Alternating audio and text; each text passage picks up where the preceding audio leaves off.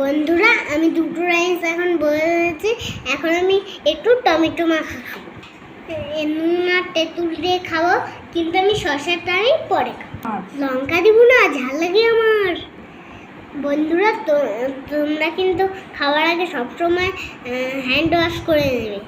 আমি hand wash করে নিয়েছি। আমি তো ছোট, তার জন্য আমি কাটবো না, আমার মামা কেটে দেবে। বন্ধুরা দেখুন, আমার মা কিরকম ভাবে মাখিয়ে দিয়েছে।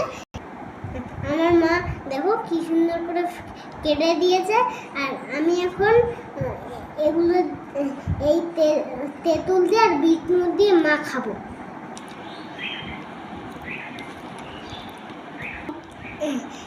টমেটো মাখা খেতে আমি ভালোবাসি।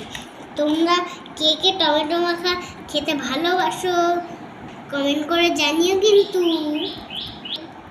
ঠিক আছে, তাহলে আজকে এই পর্যন্তই। Bye bye.